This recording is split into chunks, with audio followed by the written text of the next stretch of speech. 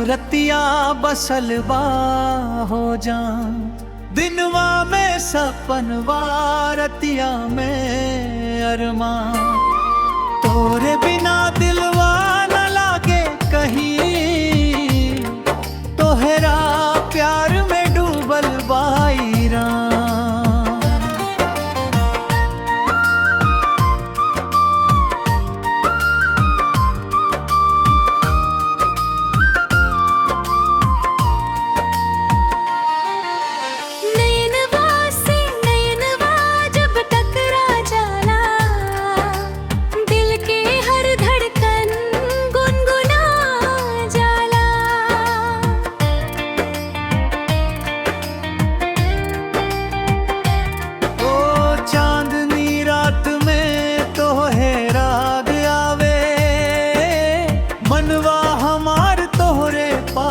उड़ जाला तोहरे हसिया में जादू बसल बा, बोलिया मीठ जैसे रसगुल्ला।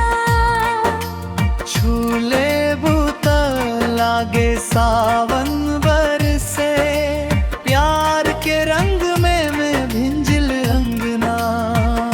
हो रानी तोहरा साथे सुरतिया, दिल वाल खेला प्रेम के चिट्ठिया। सातों जन्म रही साथ हमार, तू ही बनलू मोर दुनिया।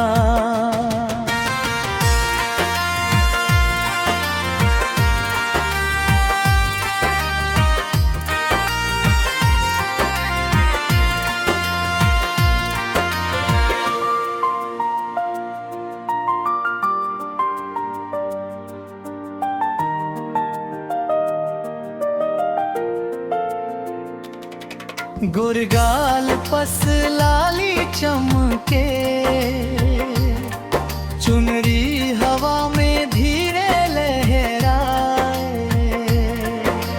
देख के तोहरा पायल के छलका,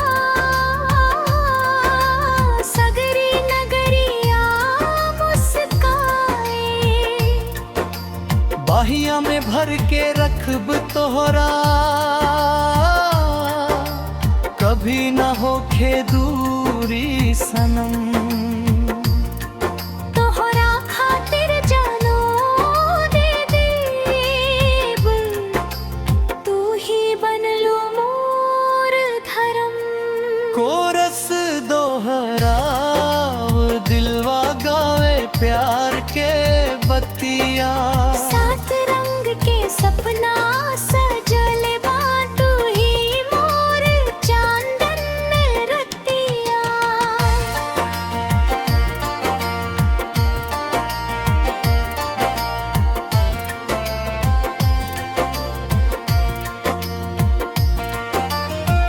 गोरखा में भिले चत सड़किया बस, संगे चलबा पकड़े हथवा। दुनिया चाहे कुछ कहे ना, छुट्टी तोहरा से नतिया। सिंदूर के सपना सजवले बानी, मांग में तोहरे नाम लिखाई। जीवन भर के साथ निभाई, तोहरे बिना सांस रुक जाई। तोहरा साथे सूरतिया बसल बा हो जा। दिनवा में सपनवा रतिया में अरमा, तोहरे बिना दिलवा न लागे कहीं, तोहरे प्यार में डूबल बाई प्राण।